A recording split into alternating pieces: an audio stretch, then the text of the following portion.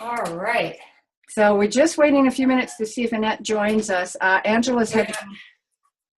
Well, okay. Hello. Hi. Oh, I can hear everyone. Hi, everyone. Hello. Oh, it's just the three of us. Okay. I'm just waiting for Annette. Okay. Irene, I want to tell you, I got your book and I started reading it. I'm going to love it. Oh my goodness. Because I'm a nurse and I have that background.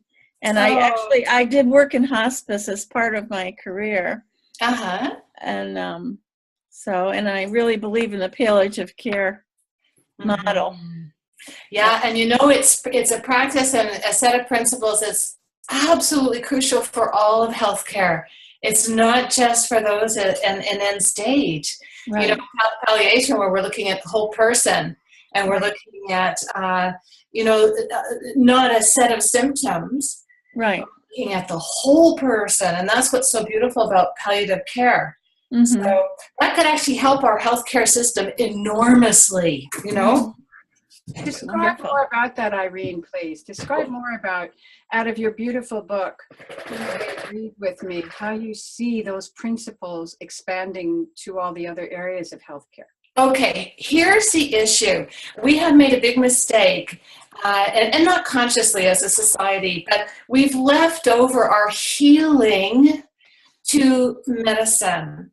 At a time when medicine was breaking away, it was splitting from its original mandate to cure and to care. It was splitting away from that and going simply to cure. So medicine got very scientific, started focusing on aggressive technology, high intervention, pharmaceuticals, chemicals, surgery, everything else was symptoms, dealing with symptoms, forgetting its other mandate, which is so important, and that is the relief of suffering. Mm-hmm. So palliation looks at suffering and looks at ways to alleviate that suffering. And these are principles, they're not strange and unusual. They used to be part of medicine originally. You know, the doctor would come to visit with his little black bag. Hi, Annette. Hi, Annette. Hi, Annette. Can you hear us? It's still working out. We're going to pause you at the black bag, but we're going to come back to the dog. Okay. Annette, we can't hear you. Annette, unmute. You're at on the bottom left-hand side of your screen. There should be a little thing that says. Hi. Hi. Hi. Irene is just giving us a marvelous description of how, from her understanding of palliative care, she has a broader vision of how health can be expanded for all people who are in hospitals or medical institutions who are under care, and how care needs to be expanded. Irene, carry on. Yeah, it's part of medicine's mandate to address patient suffering. That's part of its mandate, but it's forgotten now. So acute care focuses on saving people, looking at symptoms, high intervention. But when you have an illness that is actually beyond cure, and when your symptoms are not because of one particular thing, but because of a whole environmental issue or a whole spiritual thing or something else, it's not being addressed. So our crisis in society is that we negate death, we've hidden it, we're afraid to talk about it, we put it in the closet, and we think somehow that the doctors who are very much into science and aggressive technology and who learn actually to distance themselves from patients, to create an emotional distance, we somehow think that they are our healers. And so we have a crisis right now where people undergo things they never want to have happen. And luckily now there is a movement in healthcare to bring compassion back in for medicine. They're starting to teach compassion to doctors. And I think that part of this emotional disconnect and keeping the patients at a distance was also to save themselves, because it is very uncomfortable going into dark and difficult places with people. And so you have to have a certain amount of humility and compassion and self-compassion in order to have that willingness to go there. Irene, Irene, this reminds me of the narrative medicine model. Yes, absolutely. Yeah. Definitely. And in the book, we make the point clear that a patient is an injured storyteller. And if the doctor is not willing to listen to the patient's story, he can't possibly address the roots of suffering of the patient. So that is really the theme of Memoir. This is a spoken memoir. This is how memoir helps to heal. Would you expand on that, please? Because you have the depth knowledge of it. Well, we can't, story is such a very profound thing. When we learn from story, we learn about each other's, we learn about ourselves from story.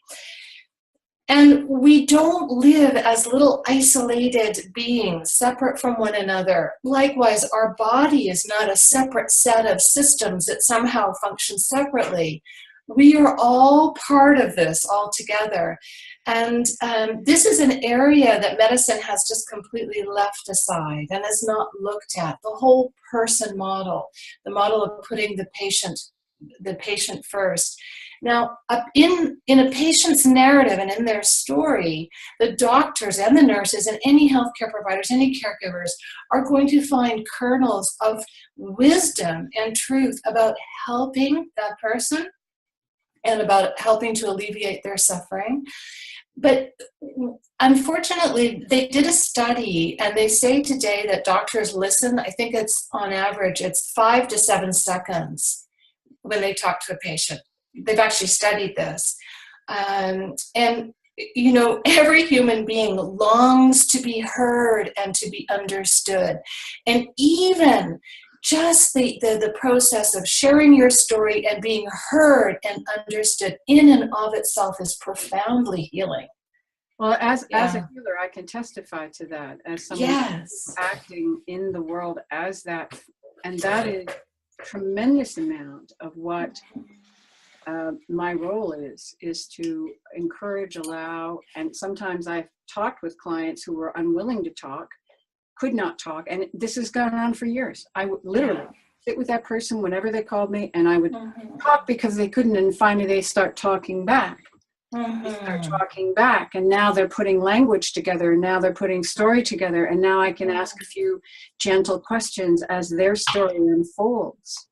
And I'm struck by the 5 to 7 seconds, and I'm thinking, if you picked up a book that was a memoir and gave yourself 5 to 7 seconds to read it, how far would you get? Yeah, that's what you're telling us, right? That Absolutely. It's boom, boom, boom, boom, boom. And here in Canada, it's all about tick off the O-hip, tick off the O-hip. How many clients did you see? Yes, and rush because there's someone else waiting. And I've witnessed this with doctors doing rounds and coming to patients' bedsides. How are you today, Mr. or Mrs. Smith? But they don't want you to say, well, I'm feeling terribly lonely and I'm scared because my children are at home alone and I don't know what to do. They don't want to hear about that. They want to hear, well, the throbbing in my leg is stronger with that medication. That's all they want to hear. I've witnessed this. And if you start to say something that's very revealing about your true suffering, it will shut the doctors down immediately. Kathy, was that your experience as a nurse as well? Kathy? Oh, absolutely, yes. And in fact, as you're talking, I'm thinking about the education I had as a nurse is exactly what you're saying, Irene. Viewing it as a holistic approach, the patient first and the patient's story, and I love how we're swinging around to this and how they're having workshops for medical students about compassion and about listening and communication, and about patient stories, because I think when we tell our stories, we find meaning in the events in our lives. And I think that also happens when we write memoir. And sometimes we don't even realize because it kind of reveals itself to us. Yes. Yeah. And the other thing that's important too that I'd like to stress is that there is also a healing component for the person who is listening or the person who is reading memoir. The healing is two ways. I've always found that when I read memoir, it's very profound. I am gaining so much that I never could gain in my own small experience. It expands me in ways I could never have imagined otherwise. Mm-hmm. But it is a gift to hear someone else's story and to willingly take it in and to read it. So it's two ways. It's healing for the person sharing, but it can also be healing for the person receiving. Well, it's that human connection that is forged when you share the story of another person and you connect to your own story. Mm-hmm. Even if your story is different, on some level you're connecting. Yes, absolutely. Yeah, it's like walking through the human journey together in a willingness to willingly walk the way of one another into all those places that we may not know ourselves. So it's very profound. Yeah. Annette, what did you find from your family? Did you find from writing your memoir that there were other members of your family, or that you yourself felt you were healing as you went along with the lineage and clarifying it, if I may use that word, if that was your experience? I don't mean to tell you what your experience was.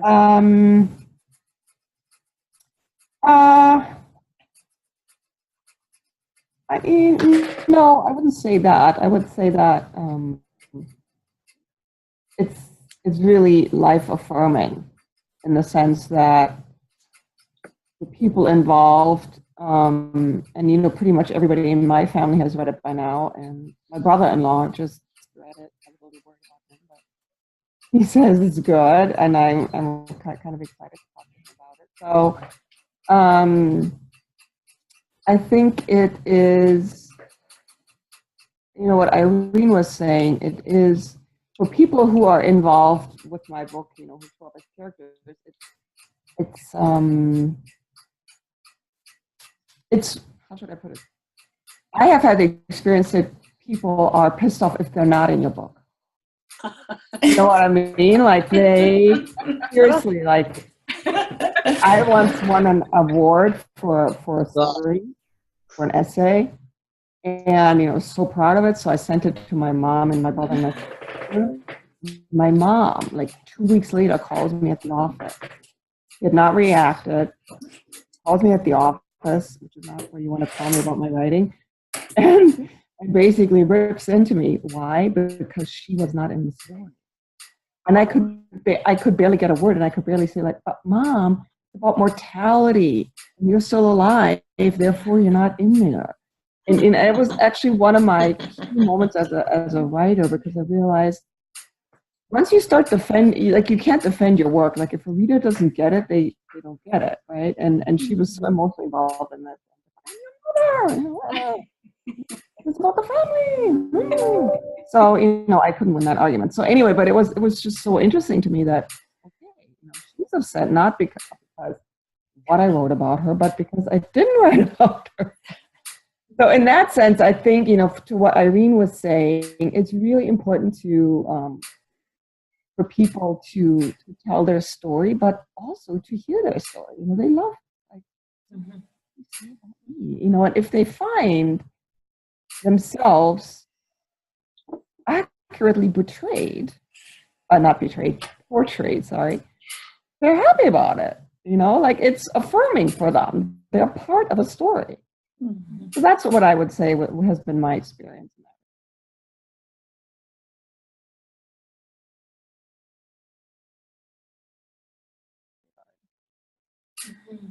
I really love that. I love the idea that the words on the written page can, and I'm going to use different language of what I picked up from what you said in it, mirror and clarify for that person who they may be in the world. And that is one of our most important communication skills, I think, at any time. Right. How do we, in that moment, say to someone, you're this or that, and this is how I see it, and do it gently when you need to, but do it with fierceness if you need to. But I think it's also just part of why people love being in the newspaper. You love proof of your own existence, right? So it's a great thing if you look at a book and you're like, wow, that's me in that paragraph. paragraph, like I'm the brother, I'm the sister, I'm the friend that's being talked about. People are even thrilled to be in your acknowledgments. Wow, I made it into the acknowledgments. Like I can open a book and there's my name. It's like it's a positive, affirming thing. I think it is. To me, it reminds me of like some anthropologists have posited that we sat around the campfire at night, and one of the great warriors, or one of the great women healers or women warriors. I can barely hear you, Charlene. Can other people hear me? Yeah. That's better. Yeah, get closer to you. Okay, sorry about that. I'll get closer to you. I can hear you. Okay, good. Well, maybe you want to tone my volume down because sometimes my voice booms. Sitting around the fire, anthropologists I've read have posited that we sat around the fire and we listened to whoever we perceived leaders to be, the warriors, the women, the men, whatever, tell great stories. But when we could contribute to that, it made us a more alive and essential part of that community, in the same way that you're saying to see our names in print, even in acknowledgments, or the fact that we love celebrities. Right. As a community, we love people who are famous just for being famous, or the whole Kardashian thing, which I just can't even begin to talk about. I don't understand that. Yeah, would not even be happening, but we love it for fame's sake. And there's something about it that, whether it's that we feel more safe or what it is for having a higher profile, but yet we know that you're not really safe. I don't know. I think we like to take ownership too, maybe subconsciously, of all these stories. When I read Memoir, it becomes part of me too. Mm-hmm. These other people's stories actually becomes part of me. And when they're very profound stories, they absolutely never leave me. They stay with me and they actually change me in different ways as well. Charlene, we spoke about that earlier. They make me a bigger person. Mm-hmm. And I definitely believe that. So I think we love to take these stories in as well. Not all stories, of course. But I think there's part of that. That's an ownership thing. And I think it sort of gets back to what you're saying, Annette, about people loving to see themselves. We do somehow want to find, maybe it's part of the realities that are being portrayed, or maybe it's actually the name mentioned, but we want to see something that reflects our reality as well. I think we're constantly looking for that one way or another. Right. But I'm wondering if I may just jump in one more time with one question. I'd like everybody to help me out with this. Because I keep hearing fiction as well. I keep remembering that I read Tree Grows in Brooklyn 5 times when I was about 12 or 13, because it was the only book that I found that spoke to something in me. I read it 5 times, the only book I've read 5 times. And I'm wondering how that differs from Memoir, because this was not supposedly a true story of Francine Nolan. This was totally made up by Betty White, I think her name is. Mm-hmm. So what do you all think about the difference between memoir and fiction? Is it just that we're braver when we call it memoir and say it happened, and this is how I experienced it, which we go, well, I'm not going to really admit it. Well, I think with fiction, there's in certain types of fiction, when you have character-driven fiction, the characters are facing major dilemmas and major dramas. And then through the course of the story, you see them go through their conflicts, their challenges, and change. What we are astounded by is a transformational arc, how this character got in here and then how they ended up. And very good fiction will show us something about the human spirit or human nature. That's really good fiction. It'll show that to us.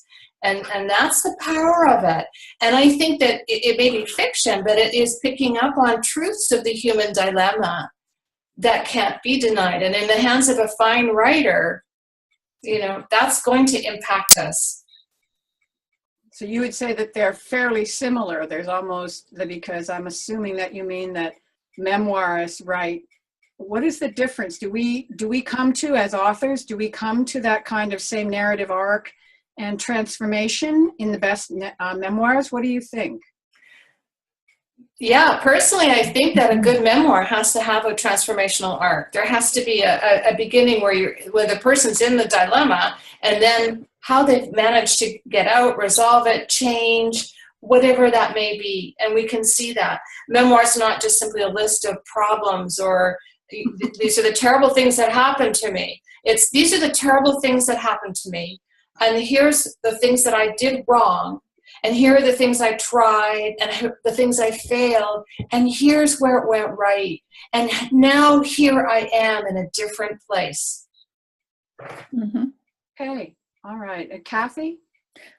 Yeah, I think the best memoirs are the ones you can connect with in real life. Okay. But they also have to, you also have to use the fiction writing techniques. It has to be a story. It can't just be a series of events. That would be horribly boring. There has to be a purpose, and I think the person writing the memoir has to be deeply connected to the reason they're writing this memoir. And I think because that will drive the whole narrative. It'll drive the theme, because what you want is you want to have a universal message with your unique twist. This a memoir is not just me. A memoir is something about a human condition that other people can relate to, but it just happens to be your human condition. And therein lies the problem of writing, because you're dealing with all kinds of sensitivities, not only your own, but people who are important to your story who are still around. And that's a major emotional, legal circumstance that you have to face, and you have to figure out how you're going to deal with it. But yes, a good memoir needs to read like a novel. And how about you, Annette? How do you weigh in on that? I know I would say that I think memoir, a lot of people read memoir particularly on particular topics in order to find inspiration. So, the author sort of tells you,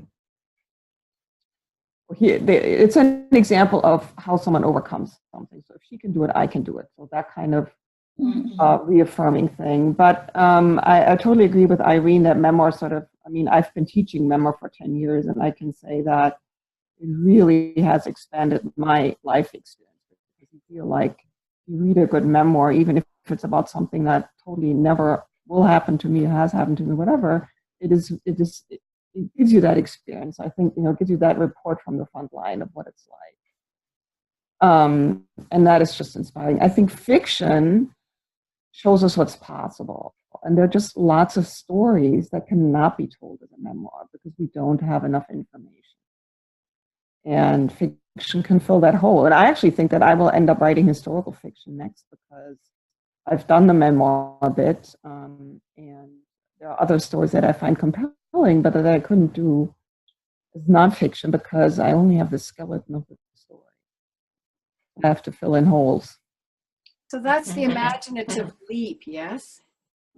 Right. So in a work of fiction, the creation is working with imagination to dip down into what might be physical, because we have to accept it at some level as possible. Fantasy, science fiction, historic fiction, we have to feel enough groundedness. And I think our lives would be boring if we just did memoir. We wouldn't have Harry Potter, right? Stuff like that. That's the power of humans, that we have an imagination and we can go beyond our own realities. Whether it's sci-fi, whether it's imagining people that haven't existed. One of my favorite characters is Sherlock Holmes. Has influenced me hugely. Probably influenced lots of people hugely.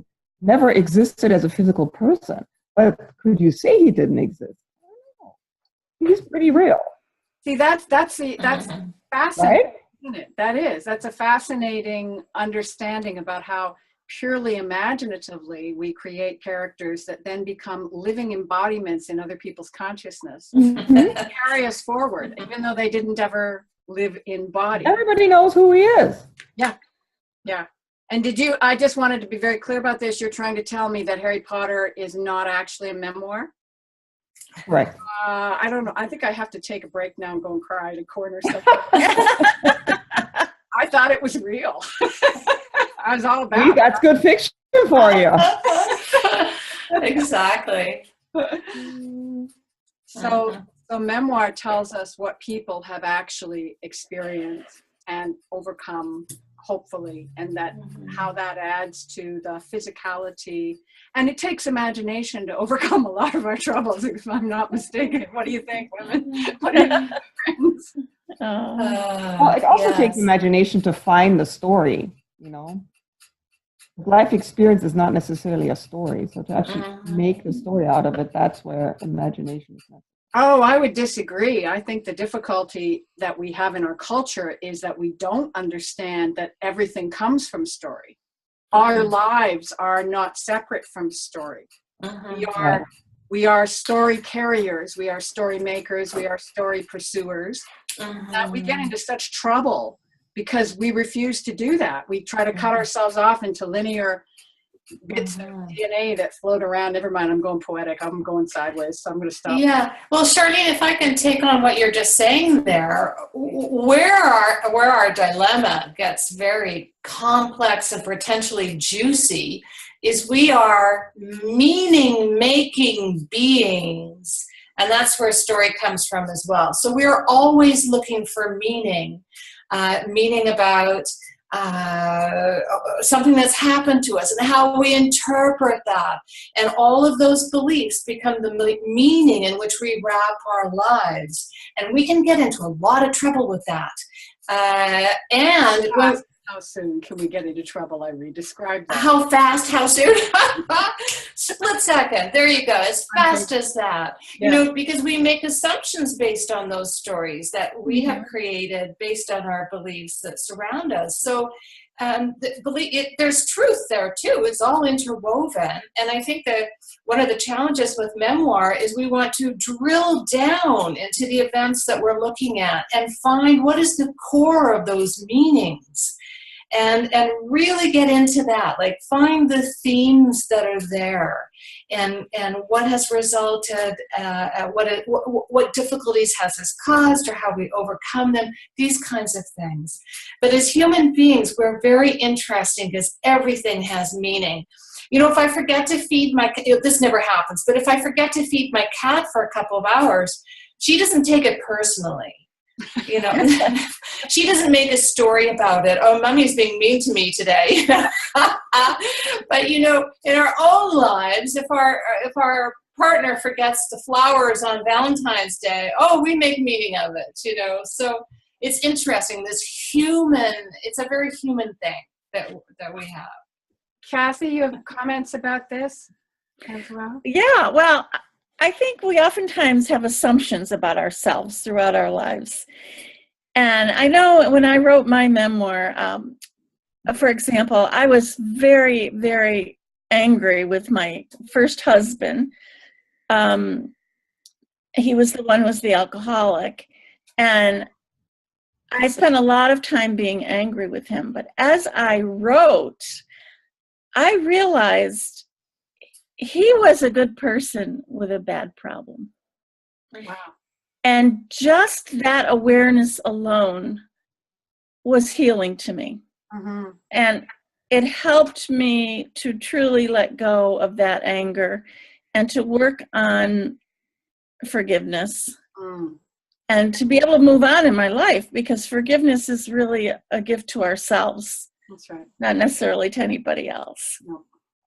So I think writing memoir does help us reframe the assumptions that we have had for years about ourselves. And it helps us see ourselves in a different light.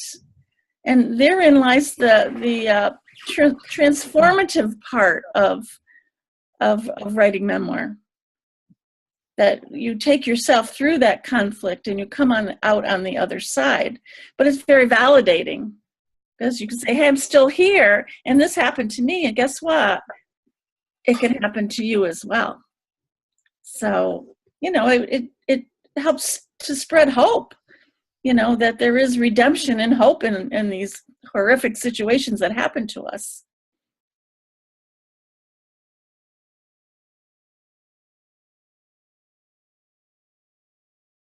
I love that. I love that moment. And I'll also testify that you are one of the people that I think has that as one of your main pillars of inspiration for everybody, Kathy, is you bring hope. no matter what, you are always working toward that moment of hope that will break through. And I think redemption is a powerful word. What does it mean? I mean, I've got my imaginative theme maker that has drilled down and told me what it means, but I'm interested in what you all are thinking about that. That you can stand in your truth, that no matter what has happened, you believe in yourself and claim and honor your voice and stand in your truth. You have redeemed yourself from all these shackles that have held you down all these years. So would you call that a transformation of identity? That redemption. That's a good way of saying it. So that redemption is we've been talking a lot about the transformation of character, both and in Memoir. So I'm hearing you say that the transformative arc is the redemptive moment. Is Irene, Kathy, do you think that makes sense? I do. Irene, how do you? Yeah, I think it's very interesting. And I think it's definitely, I do believe that Memoir still has to have that same kind of transformational arc, what you've just been talking about, what Kathy said so beautifully, and what you also confirmed, Charlene. I think it's definitely very important that that's there. And I don't know if I could give a definition to redemption, because I think it can mean different things in different situations. And for me, it just, in a very general way, it's almost like the light comes on. Right. And finally, we can see something very, very different, whether that could be possibilities or whether it's insight and understanding or whatever it is. Suddenly, we are not the same anymore. We are looking at the world in a different way, with different eyes. Mm-hmm. And Kathy, what you were talking about, that coming to terms with understanding that your husband wasn't a bad person, it was bad behavior, a good person with manifesting bad behavior. Right. So much of the suffering that we go through, I think, in life is not understanding that behavior, ours and the behavior of others, that's bad or unhelpful behavior, is often a tragic expression of unmet needs. Mm-hmm. And this is common to all people, every single human being on the planet. This is, but I'm a Jungian actually at the very bottom of everything. And Carl Jung was fairly direct about this. He said, there is evil. Okay. But I'm not talking about the 1%. I mean the 99% of us who are really decent people. But yes. He actually put it at 20%. Now, I don't know what he was measuring or what he was using or what measuring cup he had for his bowl. Yes. No, Charlene, you're right. And there are people who are, psychopaths, sociopaths, people who are not able to function in the way that we would hope that they would in our societies. I think making the difference. Whose phone is ringing? Does anyone? That's mine. Here, I can mute myself. That's fine, sweetie. And I think that's important, Irene, because the idea that there are sociopaths and psychopaths among us help us to make the differentiation between someone who really just consciously does heinous things because they themselves have not got the empathy to understand suffering, compared to someone who really is putting out bad behavior, rather like an animal that's been abused, and you can work with them and move their brain, get them back on and help them out, and know that intrinsically they are Buddha. Now, as a Buddhist, I'd say that probably over 100,000 lifetimes we're meant to understand that everyone is Buddha nature. Everyone is indeed a shining Buddha. We just have a little dust. Tibetans call it a little dust. I can tell you where I've seen that dust. It's pretty bad. But anyway, little dust. What do you think, Annette, of all of this chatter over here about? I have to say that I found, the most interesting piece about having written a memoir now, it being out in the world, is that you get to see yourself as a character in ways that you didn't, because you take like the way you are pretty much self-understood. Like, people say things like, it's so practical, and your family, you're just such practical people. And I'm like, yes, we are, So I think that's what I love about it, is that it shows you, it just rounds you out a lot more, because it's a mirroring and a reflection of how you told your story, how you comported yourself, and then people react to it, and you get to see facets of yourself that you, I guess, knew were there, but just took for granted. So it is an exploration in identity, both in the writing of it, but also when others read and then comment back to you. Yeah. Yeah. Mhm. Yeah. And also, in terms of the way they perceive other characters, because no matter how much you try, you have certain interpretations of certain characters, right? And then other people have very different ones, and then you go, I guess she's not just good. Yeah. Well, maybe yeah. I mean, there was, and I really enjoyed that a lot. That sort of recasting of family history, because people bring their own experiences to it. Yes. And it doesn't always agree with mine. It doesn't agree with my interpretation of it. I don't understand. like that, I think your interpretation should be the one that everybody agrees to. No. I tried, but it's out there now. It's got its own life. So Yeah, jumping over shadows is wonderful, and I think one of the moments that I enjoyed about it is how the characters are portrayed basically in a positive light, but not a mucky sentimentality. There's a real humanity rolling through some of them that it goes, okay, so that's a real human being over there. And I think that, what do you, the rest of you think about that as a maturing? Was that difficult for you, Annette? Did that come naturally to you to write that way about other people? No, that's an evolution, because particularly with family members, you see them, everybody has sort of their legend within the family. Mm-hmm. If you think about it, like when people talk about other family members, there's like a tagline that everybody does. Mm-hmm. And so if you write about family, like that's where you start. Mm-hmm. But that's a little one-dimensional, right? So then you have to start creating the characters and looking at what they did, asking why they did it. And that, to me, it's definitely something I learned along the way, but that was also fascinating. Yeah, yeah. Kathy, Irene, Angela, anybody want to jump in about creating characters on your way? Creating characters. So I love Carl Jung. And this is a paragraph I want to read. It's on his reflections of self-knowledge from the undiscovered self. To this question, there is a positive answer only when the individual is willing to fulfill the demands of rigorous self-examination and self-knowledge. If he follows through his intention, he will not only discover some important truths about himself, but will also have gained a psychological advantage. He will have succeeded in deeming himself worthy of serious attention and sympathetic interest. Yeah, that.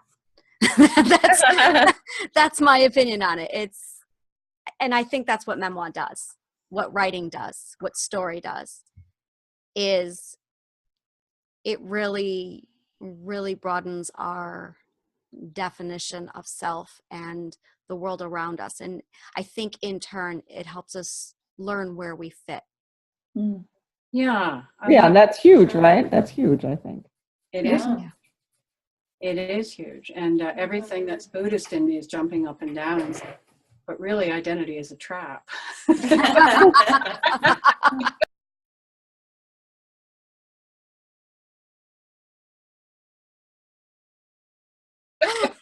Yeah, but how profound it is to go through these lessons and learn where it is that we are attached, where our ego and our identity is attached. That in itself is a profound gift. And that's what we can learn also when we write our memoir. And when we write fiction, we're actually dealing with some very similar things there too. So yes, that awareness, that's the gift. Yeah. because it isn't in that we all need an identity or a self, and we have this sort of cultural understanding in Buddhism where people say, well, there's no self, and then the teachers will say, well, that's just your ego or whatever. My teacher used to say, if you want to get rid of your ego, go have a lobotomy. You have to have the ability to function in the world, and you have to, you know, really be able to cut through. But the idea of being stuck in one identity, Yes. the very definition of suffering. You are talking about being ashamed of the ego. Well, I've heard a lot of people put the ego down. I mean, it's Yes, this and idea I have, this is where I go full Ayn Rand. When I was reading her works, she really brought it to my attention. I want to say it's almost an ego war between one group who very, very strongly and passionately feels that it is the root of all evil, that the ego is our downfall, that it is before pride cometh before a fall. And Ayn Rand takes this, in my opinion, very beautiful approach to ego, where we should have it, we need it, we should nurture it. And there's a difference between ego, egotistical, proud, and arrogance. There is a very huge difference. And what in the group she was referring, they take arrogance and egotistical and they lump it in with pride and ego and confidence. And the majority, in my own experience of existence, has been being put to shame for having confidence and having ego. And that's where I am curious where everyone stands on this, as far as where we stand with ego, if it is something we should be ashamed about or encouraged to embrace. I think there's a definition issue here. I do too. First of all, that needs to be clarified. Angela, what you're talking about is more like personality, ways of being. And when I was bringing up ego, and when Charlene and I were talking about it a bit, we're talking about an attachment to something that we believe to be ourself, not whether we're being proud or arrogant or strong or confident, but just the thinking that, for example, someone might think, I'm worthless. Mm-hmm. I'm worthless because, you know, whatever, I'm not attractive, I'm the wrong religion, I'm the wrong this, I'm the wrong. And then the ego can think that, well, you know, this is who I am in the world. And it's not. So this is what we were talking about ego at that level. Unfortunately, in the general population, that term is used in many different ways. Yeah. And we weren't referring to it in the way that you're using. Because of course, we all need to have confidence, and it's important to be strong as well in many situations. But when we become attached to certain ideas, believing that that is what we are, and we can never be anything else, that's when we get into trouble. Mm-hmm. Because it tells us that we have to act in this certain way because that's who we believe we are. And if we can find ways to look at that and see how it's manifesting, it gives us a phenomenal freedom to step outside of that. Mm-hmm. Hey, I'm no longer the fearful wife who allows the husband to beat her. Hey, I'm no longer being an accountant and this high-paying job because my family always told me I had to be successful. And you know what? I really want to be a farmer. You know, I want to get away from corporate reality. It's stepping aside from what we believe that our lives are, which generally tends to be a very small thing that we put ourselves into. So that's what we were referring to before. Because what you said is, Angela, what you said is absolutely valid about, yeah, like people do need to have confidence. They need to be able to stand forth and say, here I am. Mm-hmm. But that's it's a different thing. Okay. And it is also, I agree with you, Angela, very much in our cultural times that people's sense of confidence is quite damaged. Kathleen and Annette, how do you weigh in on this whole ego? And thank you, Irene. I thought that was so beautiful and really clear, really beautifully said. Kathleen and Well, I mean, all I could think about is the importance of getting beyond the ego and the importance of accepting your own vulnerability when you are writing a memoir, okay? Because that's accepting who you are at the moment without judging yourself. And that's hard to do. That's hard to face. And accepting your flaws, and unless you portray yourself in a very real fashion, believable fashion, then you're not a believable character because, you know, You have to show your human side, because that is the side that will connect your story to somebody else's story. They'll be able to identify with that. So I don't know if that answers your question about ego, but I love what you're saying, and yeah. it reminds me of one of my recently favorite ways of twisting things upside down, which I love to do, because we all have a story that starts with, well, way back then, my mother did this, and that means that I'm this, and everybody goes, oh yeah, that's how that happens. But as I'm writing my memoir, I'm going, man, if I had that kid in my care, that kid would be so close to being sold to the gypsies. I'd be giving the gypsies money. She is impossible. And as soon as I get to that, it becomes really quite a different situation. Mm-hmm. And I think that kind of mirrors what I was hearing, what you were saying about place and self, and how self, as we're saying, fits in and doesn't fit in. So I think yeah, I like what you're saying. Mm-hmm. Yeah, the vulnerability is really crucial. Mm-hmm. Yeah. Stuff. Yeah. Annette, what do you have to say about ego? And Well, I think you need to have one in order to express it.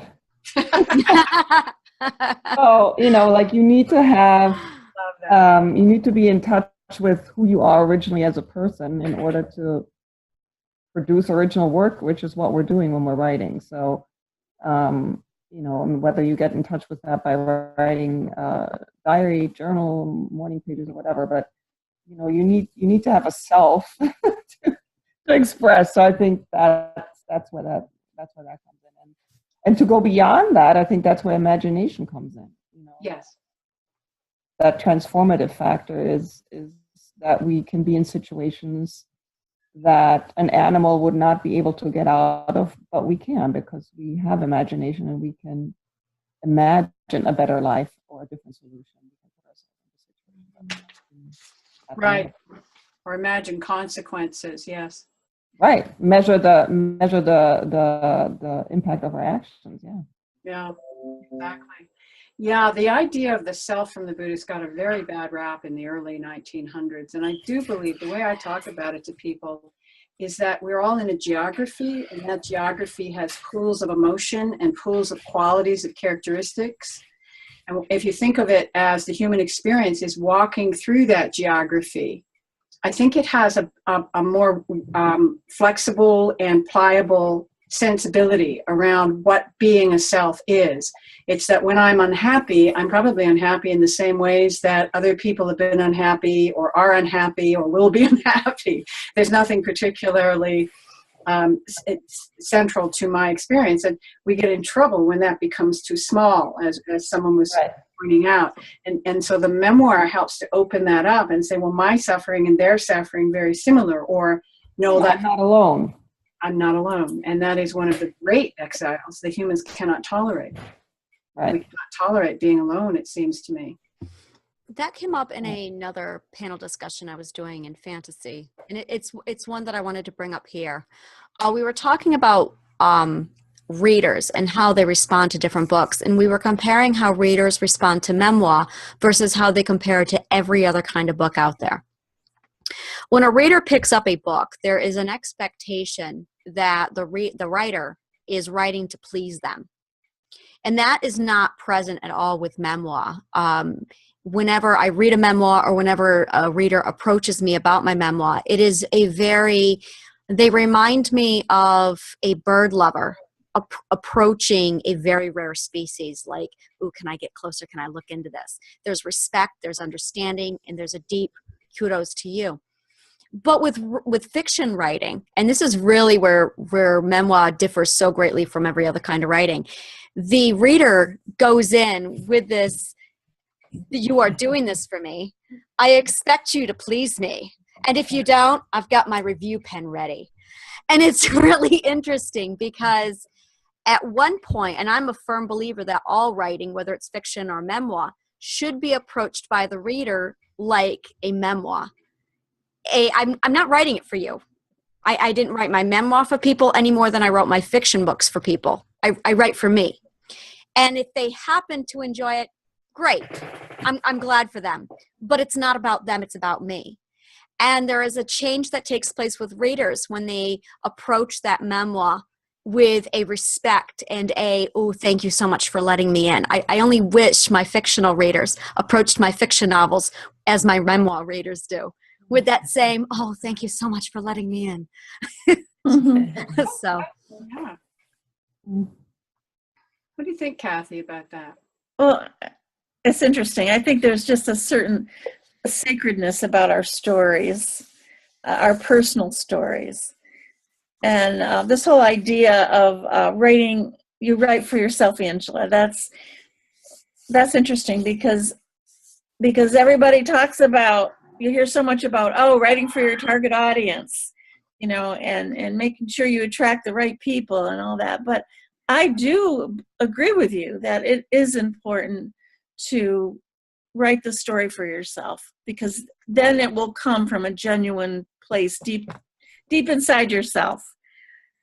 And in doing so, that is what will attract readers. But it's all how you look at it, I think that's exactly what Rilke says in Letters to a Young Poet, that the hard part is separating out from what the world is going to ask you to do as a writer, or what the world is going to expect you to do as a writer, and to stay as close as possible. And I think the classic writers had a greater sense of that, staying as close as possible to that inner fountain that is the authentic. So I like what you're saying, Kathleen. Great deal. Irene or Annette? Oh yeah, authenticity. I think that's the core, and that's the key there. I think that's what's going to make a difference, and readers will pick up on that too. If a writer is just writing to sell the book or to produce something that fits into a certain genre or something, you can see that. You can tell when you're reading how much passion the author has for their subject. And of course, I always love it when it's just, there's a really deep connection there, and you really feel like this is a story that's coming from a deeper place. It's wonderful. Mm-hmm. So Angela, I agree. Yeah, write the things that really speak to you. It's important. Mm-hmm. Yeah. Yes, yeah. Annette, how do you weigh in on that? Well, I think Angela touched on what I think the big difference is, when you give a reading as a memoir writer versus as a fiction writer. So especially if you, read from a novel, a very realistic one, people will come up to you and it's like, so how much is true? How much are you in there? You're like, were you that person, or did that happen to you? Versus when you read from your memoir, people connect totally differently and come up and start telling their story. Oh, isn't that fascinating? Yeah, they'll be like, oh, yeah, this happened to me, or, my aunt was just like that. And I have found, sometimes when I'm on a panel with different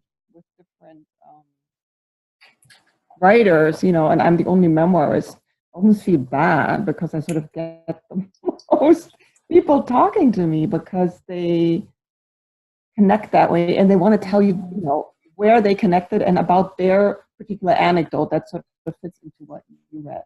Yes. But I think that touches on that. Yeah, I get the same. Yeah, I can relate to that one. The people who read the memoir are far more eager to talk to you and relate. Right. And it's I'm going to say it, the horrible S word. It's selfish, but it's a good, healthy selfish, where they want to talk about themselves, and they want to talk about how they draw in from their own experience through your memoir. Right. Whereas with the fiction, they don't connect as strongly.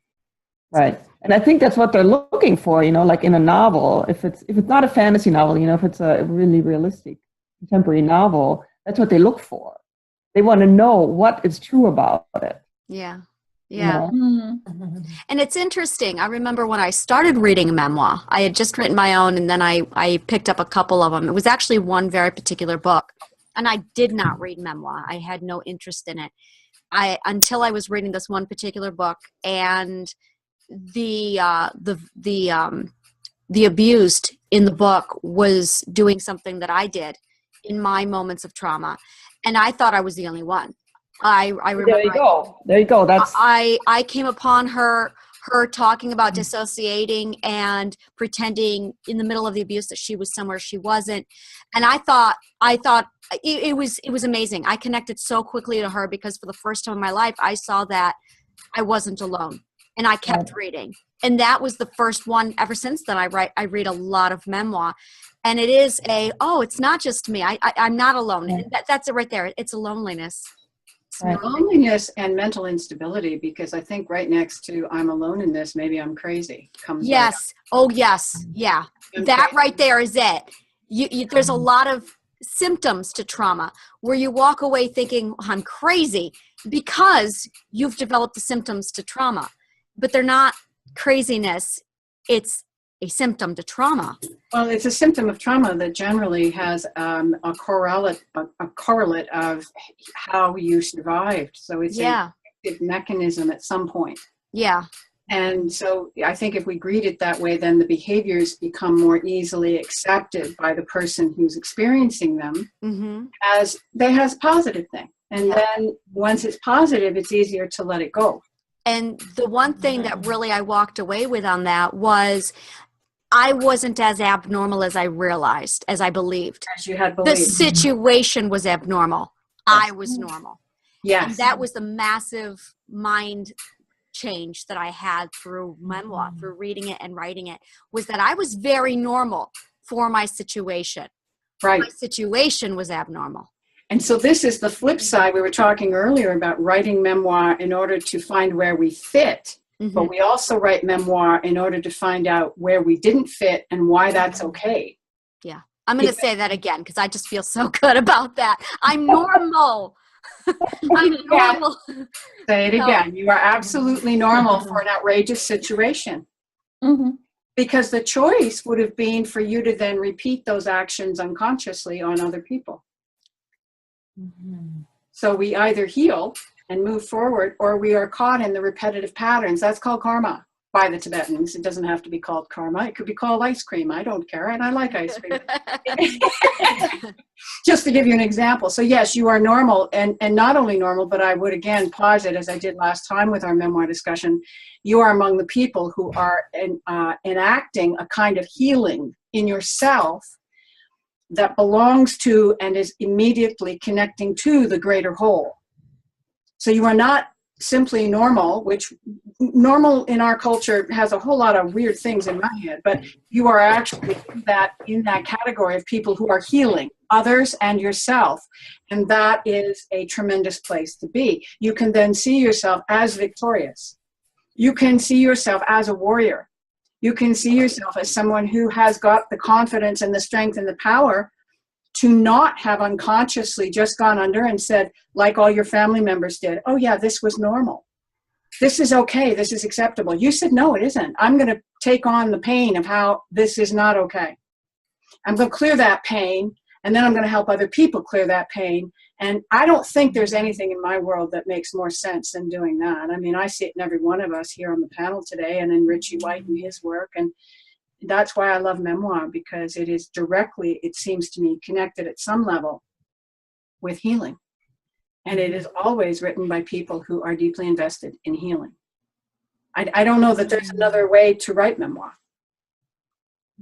I don't know. Is there anybody else that has a different view on that and wants to help me expand my own?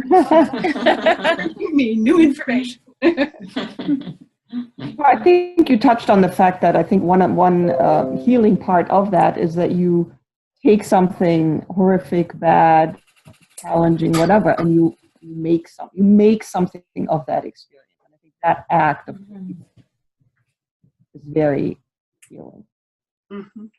Exactly. Exactly. Yes, and I know that in your memoir, Annette, Jumping Over Shadows, again, I'm so intrigued because you do such a beautiful job of the lineage involving the Holocaust and reflect how that healing takes place in your personal life. Without it being pedantic, you don't mention it. I don't think that even comes up anywhere, but that's what I take away as I remember some of the scenes. Is that profound sense that this family lineage had been split apart by social, political, environmental things that were beyond the control of these people. And that your choices and your husband's choices, although they spring from the great heart you have for each other, also reflected a deep healing in both sides of the lineage. And I again, that to me that's the pinnacle. Thank you. You're welcome. Such a great summary there. I love it.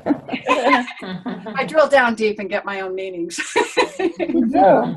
That's what you do. What we all do, yeah.